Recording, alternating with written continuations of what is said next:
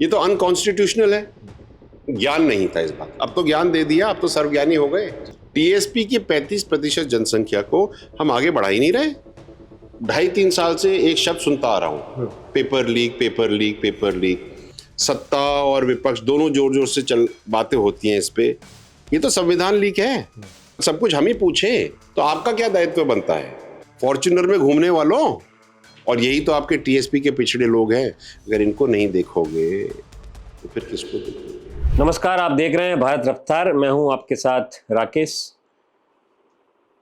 TSP areas में आरक्षण को लेकर के लगातार विजय बैंसला जी जो है अपनी आवाज़ मुखर किए हुए हैं और सीएम साहब को लेकर के सरकार के विभिन्न विभागों में लगातार पत्र के जरिए अपनी बात को रख रहे हैं। इनसे आज बात करेंगे और जानने की कोशिश करेंगे कि वास्तविकता में मुद्दा क्या है और किस प्रकार से वहाँ के युवाओं की जो समस्याएं हैं या वहाँ के युवा प्रतियोगी परीक्षाओं के अंदर पार्टिसिपेट करने से पीछे रह जा रहे हैं, क्या ऐसी वजह है और क्यों ये मांग उठी है। तमाम बातचीत के लिए हमारे साथ विजय बैंसला जी हैं। भाई साहब, आपका स्वागत है। नमस्कार। सर, सबसे पहला सवाल मेरा टीएसपी से जुड़ा ही है, क्योंकि आज का इंटरव्यू का हमारा मकसद भी यही है कि इसका लब्बो लुआब आप कुछ शब्दों में समझाइए कि चीज है क्या। देखो, सबसे पहले तो मैं आपको ये समझाऊंगा कि हम लोग भारतीय नागरिक हैं जी। ठीक है, और हम भारतीय नागरिक किस वजह से बने हैं? औपचारिक तौर से जो हमारा संविधान है ये हमें भारतीय नागरिक बनाता है। फिर हम राजस्थान में रहते हैं क्योंकि हमारा जन्म या हमारा रहने का स्थान राजस्थान है जी। तो हम राजस्थान के बाशिंदे भी हैं। अब जो लोग टीएसपी क्षेत्र में रहते हैं, जो बांसवाड़ा, डूंगरपुर, आंशिक उदयपुर, सिरोही, इस वाले बेल्ट में जो रहते हैं, वो ट्राइबल सब प्लान एरिया में रहते हैं, जो मोटा मोटा 21 से 22 विधानसभाओं में मिला हुआ है जी। अब बात यह है कि टीएसपी क्षेत्र में जो आरक्षण है वो 45% एसटी को मिला हुआ है, 5% एससी को मिला हुआ है जी। ओबीसी, एमबीसी और ईडब्ल्यूएस को कोई आरक्षण नहीं है। ठीक। ये तो हो गई धरातल पे सत्यता की बात जी। जब हम आरक्षण की बात करते हैं तो नौकरियों में और एजुकेशनल इंस्टीट्यूशंस की आरक्षण की बात कर रहे हैं। मैं पॉलिटिकल आरक्षण की बात अभी नहीं कर रहा जी। अब आ जाइए जयपुर में, कोटा, अजमेर, कहीं पर भी मान लीजिए टीएसपी इलाके के बाहर ओबीसी, एमबीसी और ईडब्ल्यूएस का आरक्षण लागू है जी। अब आप ये बताएं मुझे, और मैं तो सरकार से भी यही पूछता हूं कि राजस्थान में पूरे में आज 64% आरक्षण लागू है जी।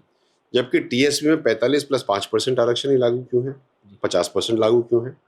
तो एक तो 14% की डिस्पैरिटी किस बात की है? दूसरी बात, जब व्यक्ति राजस्थान का रहने वाला व्यक्ति है और भारत का नागरिक है तो जो आरक्षण के नियम जयपुर में लागू हैं वो टीएसपी में लागू क्यों नहीं है?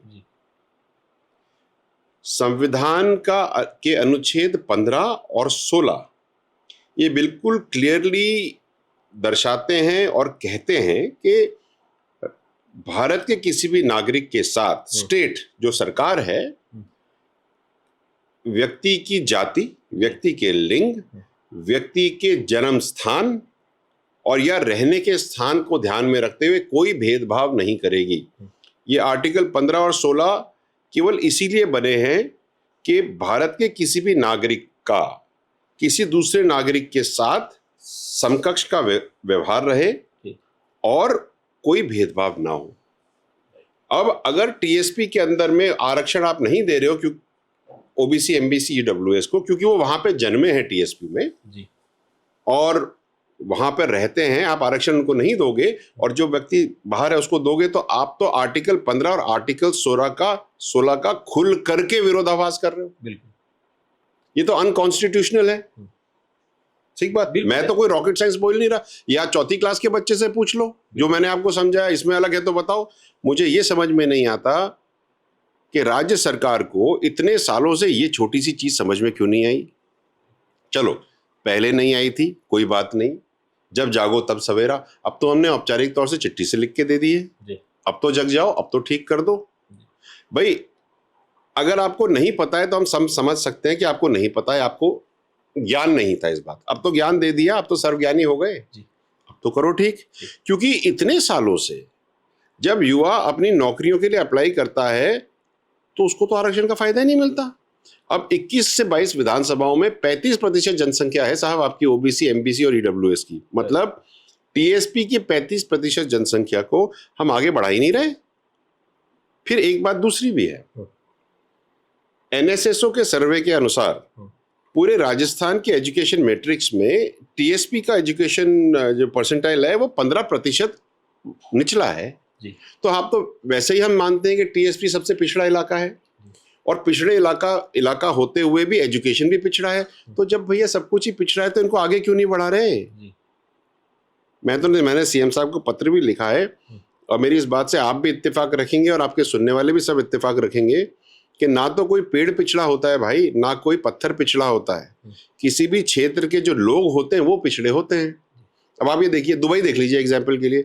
दुबई में पीने को पानी नहीं है, ठीक, आपका रेगिस्तान है तो क्षेत्र पिछड़ा है, लेकिन वहां के लोग अग्रणी हैं तो क्षेत्र अग्रणी हो गया। यहां पर सब कुछ है लेकिन आपके पास लोग पिछड़े हैं तो क्षेत्र पिछड़ा है। अब 1500 करोड़ सालाना खर्च होते हैं टीएसपी के लिए, क्योंकि ये पिछड़ा है, लेकिन आप उनके 35% जनसंख्या को आगे नहीं लेके जाना चाहते। एक जो बड़ा सवाल है सर, आप स्वयं पार्टी के सदस्य हैं और आपने सबसे पहले ये मांग पार्टी आलाकमान या सीएम साहब के सामने कब रखी?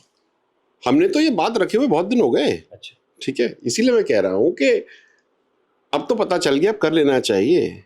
देखिए, मैं पिछले 2.5-3 साल से एक शब्द सुनता आ रहा हूं, पेपर लीक। सत्ता और विपक्ष दोनों जोर जोर से बातें होती हैं इस पे। ये तो संविधान लीक है, यहाँ संविधान लीक हो रहा है, जो कि पेपर लीक से लाखों गुना अपनी मापदंड में आगे है। आपको ये नहीं दिखाई दे रहा? देखिए, अगर 100 लोग हैं या 200 लोग हैं विधानसभा में रहते हैं, विधायक हैं उनका, या फिर जो लोकसभा में रहते हैं, हमारे यहाँ से जो 25 लोग जाते हैं, चाहे किसी भी पार्टी से जाएं, विधानसभा में किसी भी पार्टी से कोई पहुंचे, सबसे पहला उनका सबसे नंबर 1 दायित्व क्या है इंडियन डेमोक्रेसी में एज पर कॉन्स्टिट्यूशन? क्योंकि वो लोग भी विधायक या फिर सांसद संविधान के तहत ही तो बनते हैं, बिल्कुल, अपने घर से बन के तो नहीं आते, संविधान ने स्ट्रक्चर दिया तभी तो बने। तो इनका सबसे पहला दायित्व यह है कि संविधान की अवहेलना ना हो, ये सबसे पहला दायित्व है। ठीक है, नाली बनाना, रोड बनाना तो सेकेंडरी चीजें हैं साहब। आपका पहला काम विधानसभा में बैठ करके संविधान की अनुपालना कराना है। कोई भी व्यक्ति संविधान के विरोध में न जाए, संविधान सबको बराबरी से देखे, और उसकी बराबरी जो एक किसी भी सिटीजन की है उसका हनन ना हो, ये आपकी सबसे प्रथम जिम्मेदारी है। और जब इस जिम्मेदारी का वहन नहीं करते और संविधान जब लीक होता है, तब इस लीकेज की जिम्मेदारी भी आप ही की बनती है। तो पैबंद लीकेज पे लगाने का काम भी आप ही को करना है। विजय बैंसला या जो समाज के लोग बाहर रोडों पे चिल्ला चिल्ला के बोल रहे हैं कि हमारे साथ अन्याय हो रहा है, उसके ऊपर भी पैबंद लगाने का काम आपको करना है, कोई दूसरा नहीं कर रहा। मैं बार बार कहता हूं और फिर एक बात कह रहा हूं कि आंखें बंद करने से बिल्लियां दूध पीना नहीं बंद करती। बिल्लियां दूध पी रही है, आंखें खोल लीजिए, गलत कर रहे हैं आप लोग सब। एक सवाल ये भी है सर कि आपने जो पत्राचार किया, क्या उसका आपको प्रत्युत्तर मिला सीएम ऑफिस की ओर से या कहीं और से? हमें कोई प्रत्युत्तर नहीं चाहिए भैया। अच्छा। मैं पत्री नहीं खेल रहा जी। मैंने बहुत सारे नेतागण देखे हैं जो चिट्ठी लिख करके वे जवाब लेकर के वे जवाब पोस्ट कर देते हैं। हमें कोई जवाब नहीं चाहिए, हमें तो आप आरक्षण लागू कर दीजिए, हमारे लिए तो वही जवाब है। हम क्या जवाब लेकर के हम क्या करेंगे? मुझे एक बात बताओ, क्या मुझे उसके वोट लेने किसी से? हर 2 दिन 4 दिन 1 हफ्ता जो डिले होता है, किसी ना किसी एग्जाम में कोई ना कोई बच्चा अपात्र हो जाता है। हमें चिट्ठी का जवाब नहीं चाहिए, हमें कार्य चाहिए। Do it. आपकी रिस्पॉन्सिबिलिटी है, आपकी जिम्मेदारी है संविधान को लागू करना बराबरी से। और अगर आप लोग जानबूझ करके, मैं बात बहुत गंभीरता और बहुत सोच समझ के कह रहा हूं कि अगर आप लोग और जितने भी सांसद विधायक हैं, जिम्मेदार जितने भी लोग हैं, अगर इस त्रुटि को ठीक नहीं करते तो फिर आप भी इस त्रुटि में उतने ही शामिल हैं जितने पहले लोग। कीपिंग साइलेंट और not taking decision is also taking a decision. Right. So please take the right and the corrective decision. Because if people start taking a decision based on your decision, then that decision would be different. एक और सवाल है sir, अब इस आरक्षण के अगर दूसरी तरफ जाएं तो आपने जो आपके साथ जो समझौता हुआ था आज से 1 वर्ष पहले जी। और उस समझौते की शायद अब पहली बरसी भी आने वाली है 2 महीने बाद, तो उस समझौते का क्या हुआ? क्योंकि उसमें से जो 12 इन्होंने आपने जो मांगे रखी थी उसमें से कितनी मांगे पूरी हुई है? देखिए, उसमें एक शहीद रूपनारायण जी के परिजन को एक अनुकंपा नियुक्ति मिलनी थी जो मिल गई। बाकी क्या काम हुआ उस पर ये तो हमें नहीं पता, क्योंकि ना तो सब कमेटी की कोई मीटिंग हुई। ठीक है, अब जब माननीय मुख्यमंत्री जी ने एक सब कमेटी बना दी है जिसके अध्यक्ष जोगाराम पटेल जी हैं, उनके अंदर में अपने अविनाश गहलोत जी भी हैं और जवाहर बेगम जी भी हैं, तो इनका काम है ना, मतलब सीएम साहब कमेटी भी बना दें, फिर कमेटी को भी हम काम कराएं, फिर कमेटी किस बात की? मतलब धान भी हम ही काटें, उबाले भी हम, हाथ में मुंह में निवाला ही हम दे दें, तो भैया आप इधर आ जाओ, दुनिया को उधर बिठा लो। बिल्कुल सही। जो जिम्मेदारी आपको मिली है उसकी पालना करना आपकी जिम्मेदारी है। आप you can not throw the baby out with the bath water, which is not right. और 1 साल होने को आ रही है, 10 महीने हो गए, मैंने अभी पता करा था, हमारे केसेस वापस होने थे। बार बार मंचों से हमारे मंत्रीगण, हमारे नेतागण कहते हैं 42 केस वापस हो गए, 16 केस वापस हो गए। अभी 4 महीने पहले, हमारे 4-5 महीने पहले हमारी मीटिंग हुई थी पांचोली में, वहां पे हमने एसीएस होम को फोन किया था। माननीय ने कहा कि साहब अभी तक केवल 4 केस वापस हुए, और इस स्पीकर फोन पे बात हुई थी, ऐसा भी नहीं कि मैं मन से बता रहा हूँ। जब वो खुद कह रहे हैं कि 4 केस वापस हो गए और मंत्रीगण कह रहे हैं 16 केस वापस हो गए या 42 केस वापस हो गए, जो नवंबर लोकसभा इलेक्शन के टाइम नवंबर 13 को अखबार में आया था, भास्कर में दौसा में, 42 केस वापस हो गए। तब 42 केस जो वापस हुए या 16 केस जो आप बता रहे वापस हुए, उनके एफआईआर नंबर तो दे दो। राइट, पता तो पड़े जी कि भैया आपकी बात सही है या जो एसीएस होम कह रहे हैं उनकी बात सही है। चलो 42 मतलब 16 केस जो आप अपने मूर्खापन से कह रहे हैं, चलो उनके नंबर ही दे दो, हमें बताओ तो सही कर क्या रहे हो।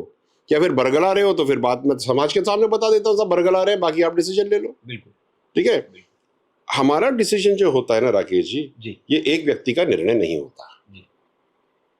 हमारा निर्णय समाज की जाजम पे होता है। समाज की जाजम पे सरकार ने एक समझौता करके दिया था, उसकी पालना एक पॉइंट की हो गई, बाकी पॉइंटों की पालना जो करनी है वो सब कमेटी को करनी है। अब सब कमेटी उसमें काम नहीं करी तो फिर सब कमेटी को फिर समाज अपनी तरफ से बात करेगा उसे ढंग से। एक आखिरी सवाल सर, और एक बात और कहूं जी, क्योंकि ये माननीय मुख्यमंत्री जी की वजह से बनी थी, तो एक सवाल मुख्यमंत्री जी की ऑफिस के पास भी जाता है कि आपने कभी इनसे पूछा कि क्या काम हो गया? मतलब सब कुछ हम ही पूछे तो आपका क्या दायित्व बनता है? चीफ मिनिस्टर ऑफिस के जितने भी अधिकारीगण हैं उनके ऊपर भी तो क्वेश्चन पड़ता है कि साहब आपने तो चिट्ठी बना करके दे दी, उसकी पालना हो रही है, काम हो रहा है, और उसमें तारीखें लिखी थी, ये काम 60 दिन में होगा, ये काम 30 दिन में होगा। अच्छा, कहाँ गया आप? वो एक बड़ी अच्छी बात है कि you can fool somebody sometimes but you can't fool everybody every time. Yes, और हिंदी में भी ये कहावत है ना कि काट के आंडी तो एक ही बार चढ़े, बार बार कौन चढ़े, बावली हो जाएगी कावड़ी हो जाएगी, ये बात है। एक सवाल इसी आरक्षण से जुड़ा और राजनीतिक में उसमें थोड़ा सा आना चाहूँगा। ये बात एजुकेशन और नौकरियों की थी। पंचायत चुनाव होने को हैं, अब कब होने हैं ये तो सरकार बताएगी, शायद इसकी तिथि सरकार को भी नहीं पता है, लेकिन जब भी होंगे क्या उन क्षेत्रों के अंदर भी जो आप टीएसपी एरियाज की जो बात कर रहे हैं, क्या उनके अंदर भी ये चीज होगी?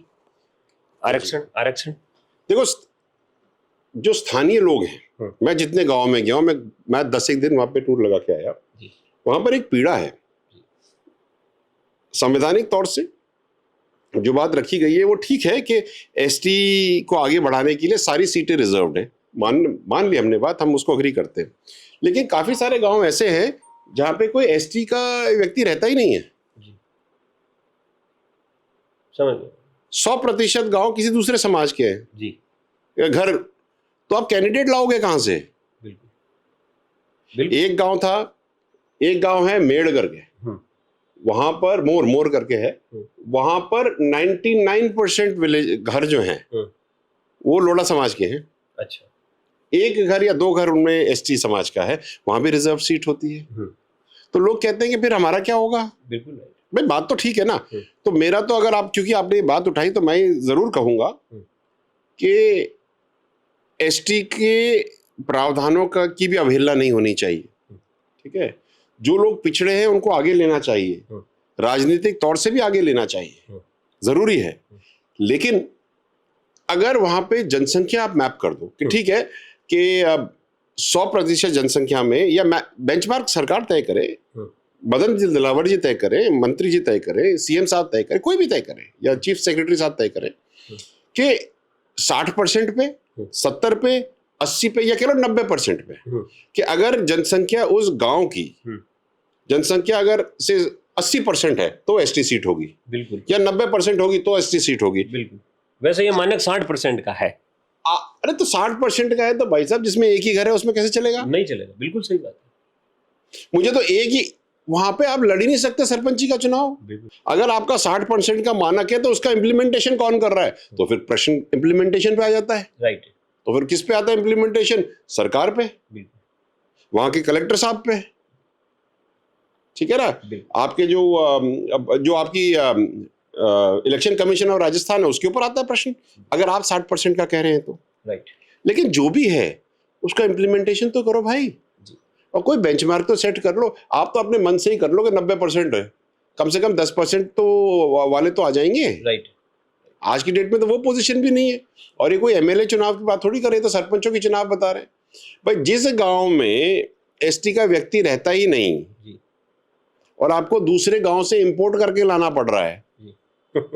एक गांव ऐसा था साहब, जहां की मुझे किस्सा बता रहे थे समाज के लोग कि साहब एक सरपंच जी थे जिनका देहांत हो गया कारणवश।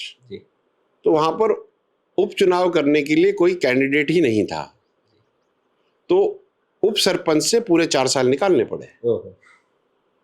तो वाइल दी वो मैं बार बार कहता रहता हूँ, वो जॉली एलएलबी वाला जो स्टेटमेंट है, मैं कहता हूँ इसके लिए कि कॉन्स्टिट्यूशन का एक लेटर ऑफ स्पिरिट होता है जी। हम लेटर पे अटक गए, स्पिरिट भूल गए। बड़ी अच्छी बात कही थी, मेरे दिल में बस गई वो बात। मैं वो बात यहाँ पे रिपीट करना चाहूंगा कि कॉन्स्टिट्यूशन ने हमें जो कहा उसके पीछे कोई स्पिरिट रही है। हमको केवल जो कहे के ऊपर नहीं, स्पिरिट को भी समझ के कार्य करना चाहिए। स्पिरिट ये कहती है कि क्षेत्र को आगे बढ़ाना है, और जो जहाँ पे जो व्यक्ति हैं जो बहुत पिछड़े हैं उनको भी आगे बढ़ाना है। और पिछड़ा केवल एसटी का व्यक्ति ही नहीं है जी। क्योंकि जो अगर आप कह रहे हैं कि एक गांव में 100 घर हैं, 100 घर में 5 घर या 10 घर दूसरे समाज के हैं जी। और 90 घर एसटी समाज के हैं, तो क्या हम केवल 90 को आगे बढ़ाएंगे और 10 को छोड़ देंगे कि तू मर? हम क्या बात कर रहे हैं? इसके ऊपर तो डेलिब्रेशन होना चाहिए, एक कमेटी बैठनी चाहिए, और ये कमेटी बिठा करके सॉल्यूशन निकालते रहना जब आप निकालोगे। लेकिन पहले तो आरक्षण लागू करना चाहिए। जाते जाते सर एक आखिरी सवाल ये भी पूछ लेता हूँ कि इस पर अब आप आर पार की लड़ाई कब लड़ने वाले हैं? क्योंकि लेटर ऑफ स्पिरिट की बात आपने अभी करी है, स्पिरिट के अनुसार तो काम होता दिख नहीं रहा है, तो क्या आपकी आगे की रणनीति क्या रहेगी सर? पूरा समाज बैठ करके जी, ये संविधान का जो लीकेज हो रहा है, संविधान जो लीक कर रहा है, उस पर पाबंद लगाएगा। अच्छा। सबके सब मिलकर के लगाएंगे। अच्छा। देखो, और वोट की चोट भी हो सकती है इसमें। होर्डिंग्स लगे हुए वहां पे, तो आपको खबर नहीं मिली क्या? अच्छा। मेरे को तो फोटोज भेजे लोगों ने। अच्छा। वहां पे बड़ी बड़ी होर्डिंग्स लगी हुई हैं साहब, बांसवाड़ा, डूंगरपुर, सागवाड़ा, सलूम्बर में। अच्छा। युवाओं ने लिखा है उस पे। अच्छा। कि अगर हमें ओबीसी, ईडब्ल्यूएस और एमबीसी को अगर वोट नहीं, क्या आरक्षण नहीं तो वोट नहीं। अब आप ये समझिए कि स्थिति इतनी गंभीर है कि लोग बाग खुले में लिख रहे हैं, तो आदमी पे क्या बीत रही होगी। राइट।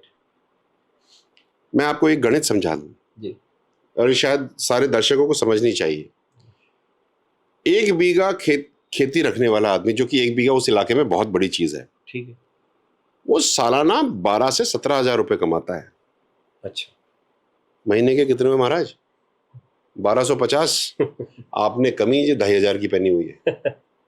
सही बात है। जितने की आपकी कमीज का एक बाजू कम करके जो कमीज है ना, उसमें तो 4 लोगों का परिवार पूरा महीना चलाता है।